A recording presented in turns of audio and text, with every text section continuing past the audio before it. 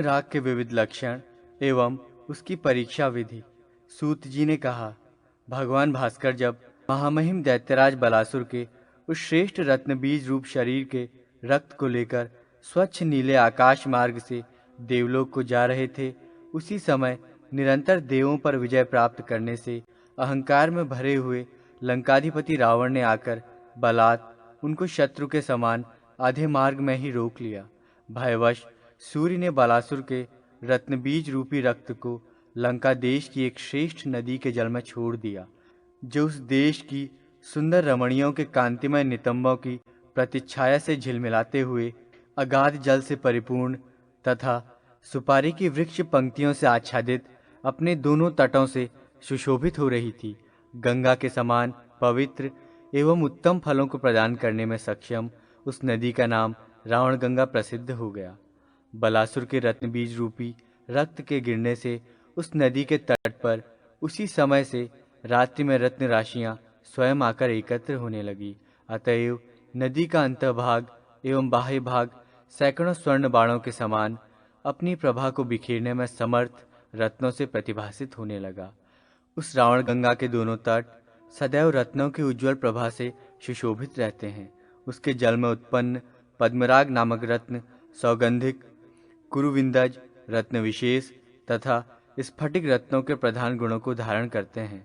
उनका स्वरूप बंदूक पुष्प, गुंजाफल, वीर बटुही कीट तथा जवा कुसुम और अष्टक कुमकुम के वर्णों की कांतियों में सुशोभित रहता है। कुछ पद्मराग दाडिम बीज की आभा से संपन्न तथा कुछ किंशुक पलाश पुष्प के समान रक्तवर्ण की कांति से युक्त रहते हैं। सिंदूर, रक्तकमल, नीलोत्पल, कुमकुम और लाक्षारस के समान रंग वाले भी पद्मराग होते हैं। गहरा वर्ण होने पर भी उन पद्मराग रत्नों में स्फुरित शोभा संपन्न कांतियां सुंदर आभा को फैलाती रहती हैं। स्फटिक से उद्भूत पद्मराग सूर्य की किरणों से संपृक्त होकर अपनी रश्मियों के द्वारा दूर रहते हुए भी पार्श्व भोगों को अनुरंजित करते हैं। कुछ रत्न कुसुम्भ वर्ण एवं नीलवर्ण की मिश्रित आभा से संपन्न रहते हैं, तो कुछ रत्नों का वर्ण नए विकसित कमल के सदृश शोभा को धारण करता है। कुछ रत्न भल्लंतक तथा कंटकारी पुष्प के समान कांति प्राप्त करने वाले हैं और कुछ रत्न हिंगुल अर्थात हींग वृक्ष के पुष्पों की शोभा से सुशोभित रहते हैं। कतिपय रत्नों का वर्ण चकोर, पुंसकोकिल तथा सारस पक्षियों के नेत्रों के समान होता है। कुछ रत्न कुमुद पुष्प के सदृश होते हैं। प्रायः गुण प्रभाव, शारीरिक काठिन्य एवं गुरुत्व में स्फटिक उपदूत पद्मराग मणियां समान होती हैं। सौगंधिक मणियों से प्रादुर्भूत पद्मराग मणि का वर्ण नीले और लाल कमल के समान होता है। कुरुविंदक से उत्पन्न पद्मराग मणियों में वैसी आभा नहीं होती है जैसी आभा स्फटिक से उद्भूत पद्मराग मणियों में रहती है। अधिकांश मणियों में प्रभा अंतर्निहित होती है, फिर भी वे अपनी समस्त पूंजीभूत रश्मि प्रभावों से लोगों पर अपना अत्यधिक प्रभाव डालती हैं। उस रावण गंगा में जो भी कुरुविंदक रत्न पाए जाते हैं वे सभी सघन, रक्ताभवर्ण तथा स्फटिक प्रभा वाले होते हैं। उन रत्नों की वर्ण समानता को प्राप्त करने वाले अन्य रत्न आंध्रादिक किसी दूसरे देश में दुर्लभ हैं। उन स्थानों में जो भी कुरुविंदक रत्न प्राप्त होते हैं उनका मूल्य इस रावण गंगा नदी से प्राप्त रत्नों की अपेक्षा बहुत ही कम होता है। उसी प्रकार यहाँ पर उत्पन्न स्फटिक मणियों से प्रादुर्भूत पद्मराग की समानता में तुम्बुरु देश से प्राप्त होने वाली मणियों का भी मूल्य कम ही माना गया है।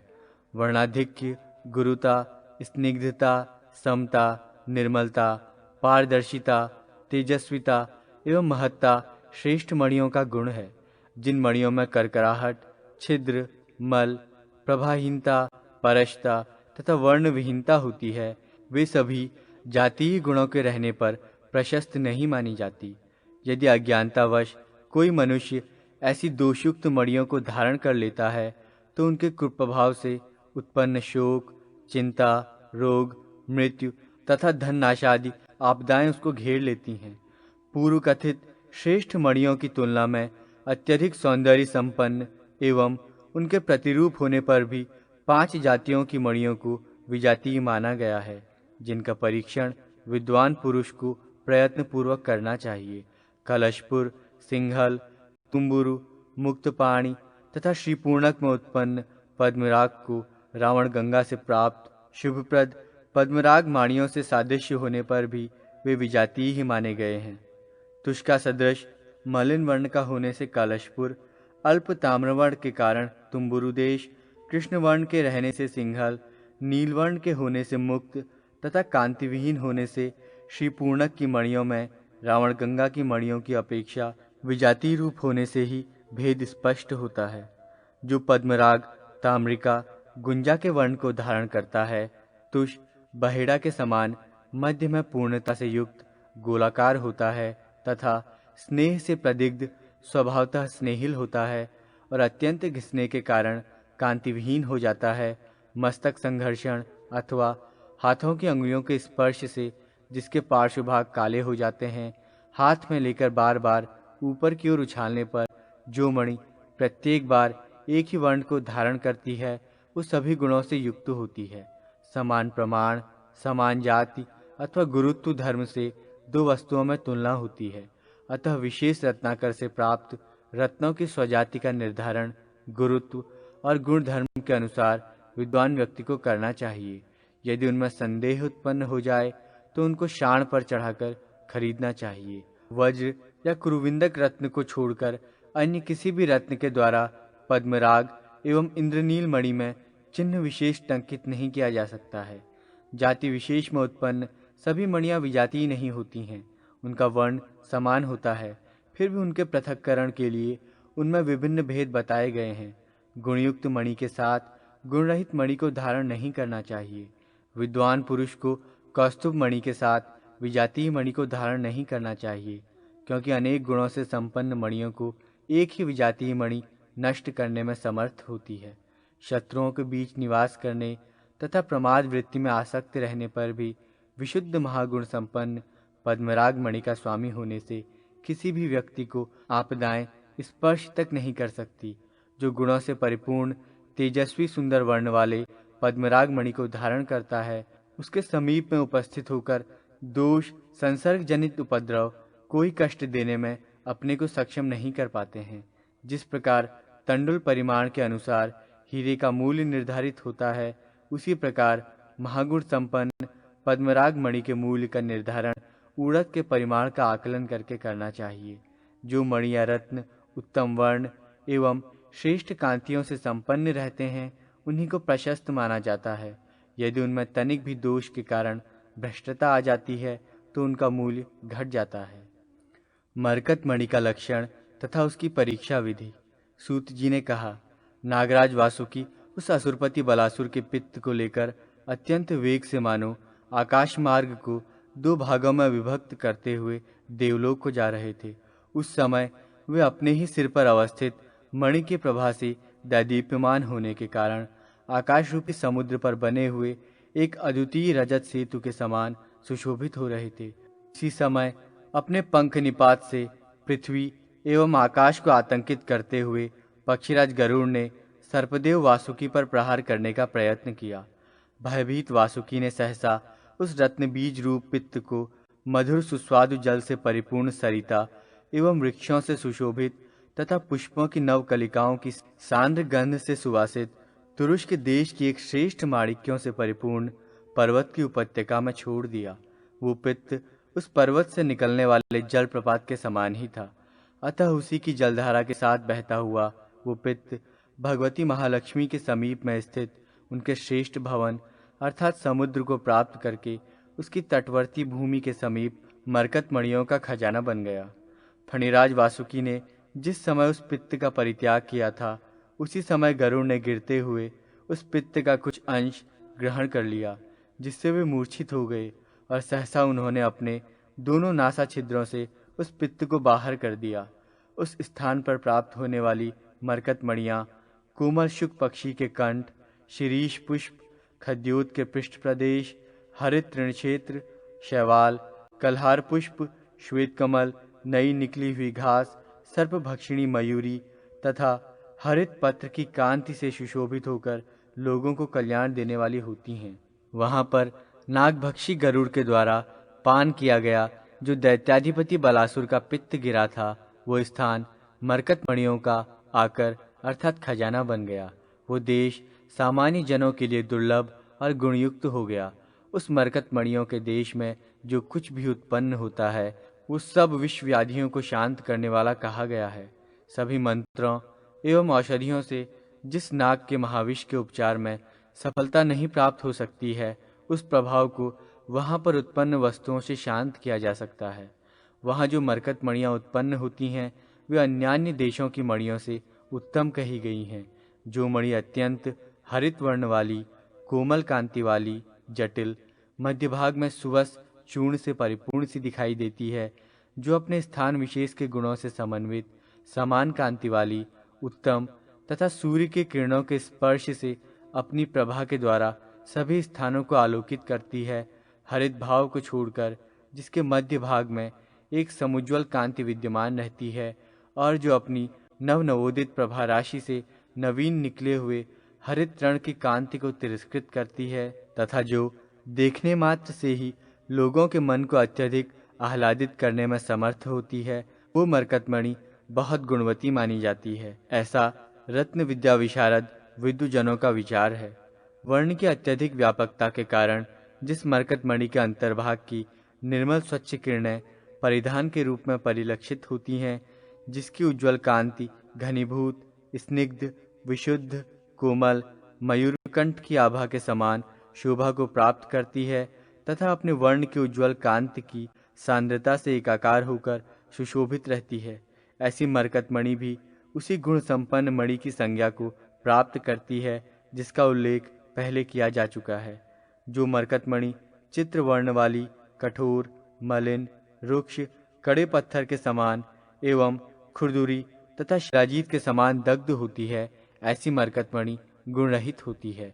जो मरकतमणि संधि प्रदेश में शुष्क हो तथा उससे अन्य रत्न का प्रादुर्भाव होता हो, तो कल्याण चाहने वाले व्यक्ति के लिए वो रत्न धारण करने अथवा खरीदने योग्य नहीं होता है। भल्लाद की शैल विशेष और पुत्रिका शैल विशेष वर्ण अथवा उन दोनों वर्णों का एक ही मणि में संयोग हो तो उसे भी मरकतमणि का विजातीय लक्षण ही समझना चाहिए।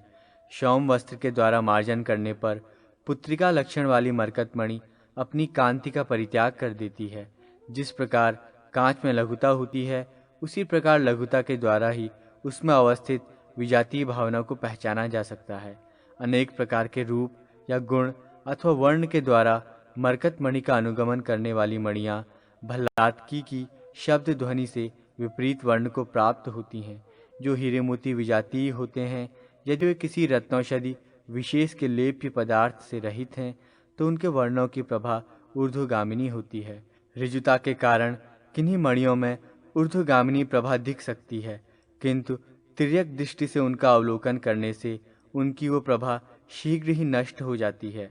स्नान, आचमन, जप तथा रक्षा मंत्र की क्रियाविधि में गौ सुवर्ण का दान देते हुए और अन्यान्य प्रकार की साधना करते समय, देव, पितृ, अतिथि तथा गुरु की पूजा के समय विष से उत्पन्न विविध दोषों से पीड़ित होने पर संग्राम में विचरण करते हुए दोषों से हीन और गुणों से युक्त सोने के सूत्र में पिरोए उस मरकत को विद्वानों के द्वारा धारण किया जाना चाहिए।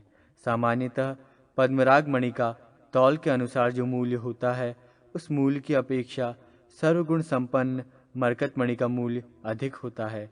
जिस प्रकार दोष रहने पर पद्मराग मणियों का मूल्य न्यून हो जाता है, उसी प्रकार दोष संपन्न होने पर मरकत मणियों के मूल्य में भी अत्यधिक न्यूनता आ जाती है।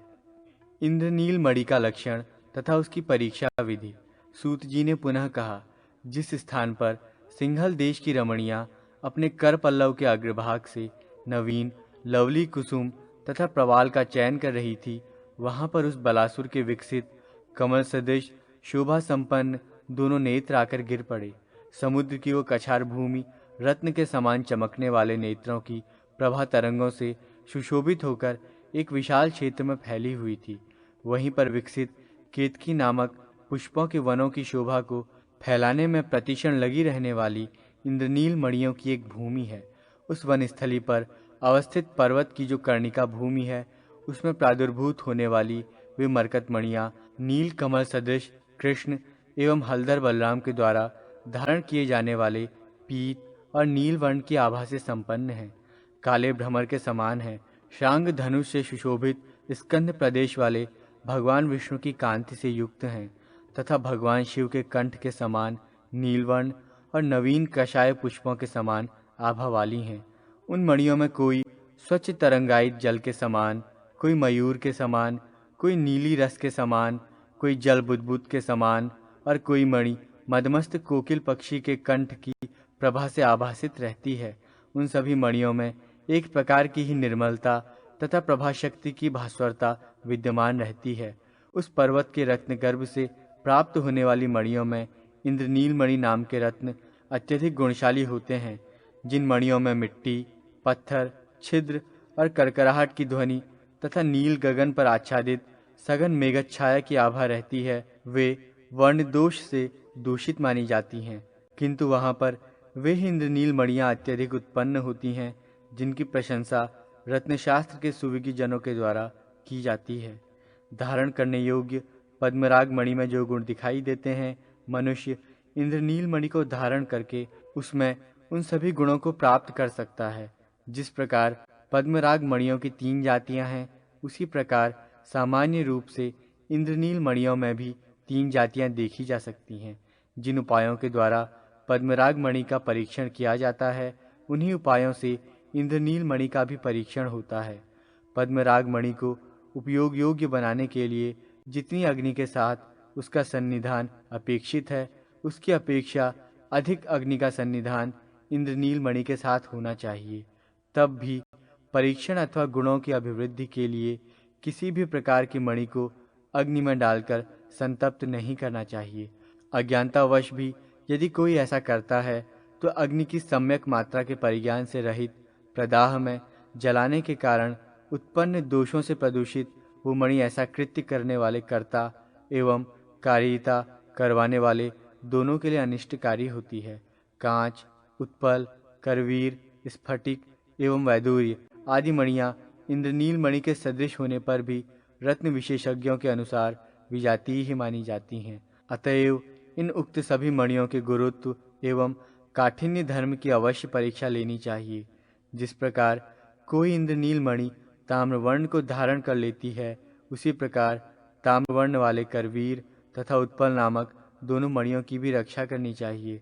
जिस इंद्रनील मणि के मध्य इंद्रायुध की प्रभा अवभासित होती रहती है, उस इंद्रनील मणि को पृथ्वी पर अत्यंत दुर्लभ एवं अत्यधिक मूल्य वाली कहा गया है। 100 गुना अधिक परिमाण वाले दूध में रखने पर भी जिसकी सांद्रवर्ण की कांति से वो दूध स्वयं नीलवर्ण का हो जाता है, उसी को महानीलमणि कहते हैं। जिस प्रकार माशादी से की गई तौल के द्वारा महागुणशाली पद्मराग मणि का मूल्य निर्धारित किया जाता है, उसी प्रकार सुवर्ण परिमाण 80 रत्ती की तौल से महागुणशाली इंद्रनील मणि का मूल्य निर्धारित होता है।